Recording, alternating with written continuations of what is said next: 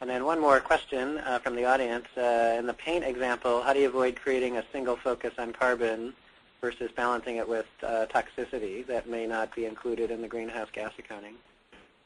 That's a great question. In the case of Playworld, their focus initially is on carbon, but they're looking at sustainability broadly. They know that paint is a toxic substance, and the residues that they use in their powder painting can be toxic and needs to stay out of the landfill. I think the case we showed where there is a trade-off between carbon and toxins, but it's a really clear trade-off. Directly poisoning the water and putting toxins into the landfill just doesn't make any sense at all. And for a nominal increase in carbon output, that trade-off was an easy business trade-off for them to make, and in fact, they did make it. And one more question. Do LCAs, meaning life cycle analysis, generate the data that shows steel and plastic having the largest CO2 impact of the products? Yes. In this case, the analysis that was done used the Climate Earth database called CEDA, the Comprehensive Environmental Data Archive. It's a database that has been peer-reviewed internationally, is used by the EPA and the EU for policy-level decision-making.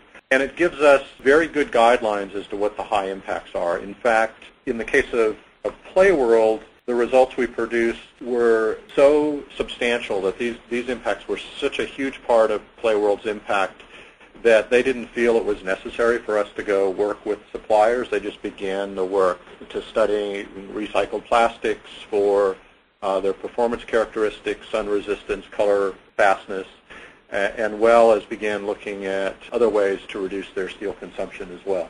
In the case of WebCore, which I'm going to be talking about in a minute, we have gone to their suppliers to begin to differentiate suppliers on WebCore's behalf based on the carbon intensity of materials used in the construction process.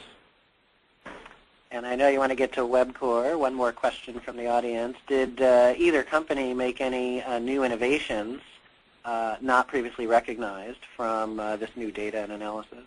That's a great question. I showed the product carbon footprint of this slide. The playground on the left is more of a traditional playground, and the playground on the right is a new carbon light playground. And I think you can see that it's not only elegant and a beautiful product, it substantially reduced carbon impact. So they are innovating in designs, and they're coming up with more beautiful and highly functional designs for the kids as well.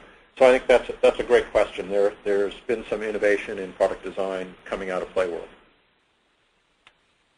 So turning to WebCore, WebCore is the largest commercial builder on the West Coast. You know, their focus is on very large-scale projects, and they realized a number of years ago that LEED, this current building standard for green buildings, is focused on the use of the building, and there's this enormous bubble of carbon that occurs when you build a building. And they realized that they had some control over that and felt like the direction of the industry needed to be to look not just at the use phase, but at the whole life cycle of a construction project.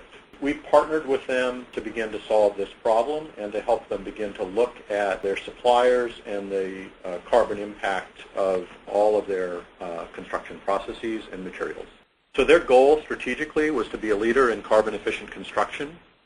They want to manage the carbon cost of every project and use carbon along with cost and quality to evaluate their suppliers. What we've done with them is we've performed what's called a hybrid analysis of multiple projects. Historically, that allowed us to get a broad picture of every component that goes into a high-rise construction project in terms of its carbon footprint, and gain an understanding of who the big emitters are, and then begin to work with suppliers to identify supplier-specific metrics in key areas of a new construction project. We continuously iterate and refine this project as companies come out with new products and as WebCore innovates in construction processes and procedures. So this is an example of a residential high-rise analysis where we tend to look at the projects in three general categories. That is the core of the building, which is typically concrete or steel, the skin, which involves the windows and the wallboard and such, and the mechanical, electrical, and plumbing, which WebCore further divides into dynamic and static sections of the building. But like in the example I showed you in the beginning, sort of more general example, we looked broadly at a particular building. That gave us the guidance we needed to dive more deeply into concrete, which WebCore does not produce. Our first look at concrete, we start with the U.S. average on the left coming out of our database.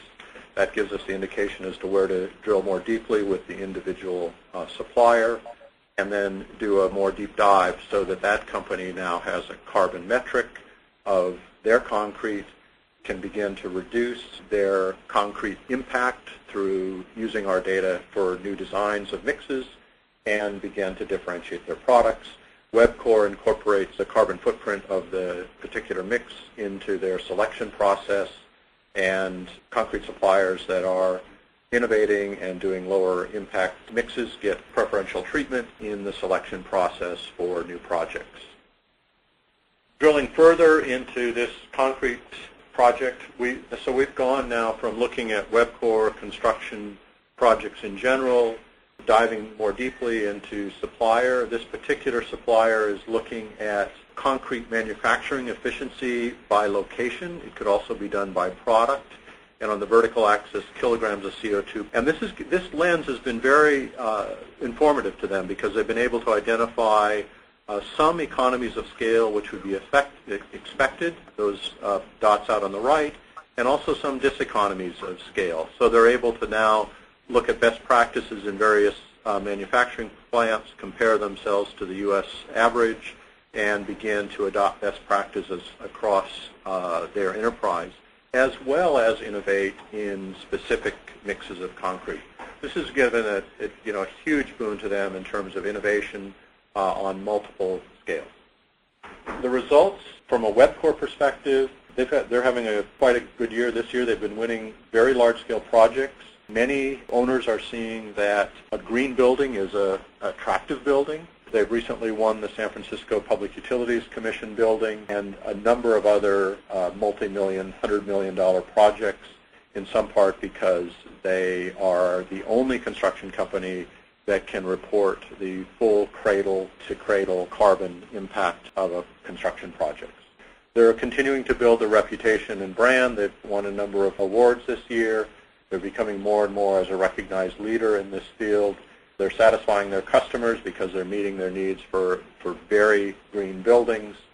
And they feel as they begin to work with suppliers that they're positioned not only to reduce carbon, but as carbon costs and fossil fuel costs increase, to be competitive in their future products from a cost perspective. I'm impressed with the high, rich quality questions that are coming from the audience. We definitely have some expertise and some great thoughtfulness in the audience. So one is, since the built environment is the largest source of greenhouse gas emissions, do you see carbon metrics being integrated in LEED scorecards? That's a great question. I hope so. We think it's a huge missing piece of the LEED scorecard, and we think that there ought to be, for example, the WRI standards in particular should be incorporated as part of LEED, and we also believe that LEED should move from looking just at the use of the building to the whole life cycle of the building. And in the case of WebCore, this comes from Charlotte. Hi, Charlotte. Is this their success in winning these large-scale project bids due to their efforts in reducing carbon, or from their already existing a well-established reputation in a down market? I think I'd have to say it's both. Or as a well-known builder, they've had a lot of success on the West Coast, and certainly that's a major contributor. I don't believe that they're going to win a $200 or $300 million project simply because they know the carbon. They surely have the ability to execute and the proven ability to execute. But in a very competitive industry, I think they'd say that understanding the carbon impact, where, for example, the San Francisco PUC building's stated goal is to be the greenest building in the United States, without knowing the full life cycle impact, I don't think that the San Francisco PUC building could achieve that goal, and WebCore was the only construction company that could provide them that data.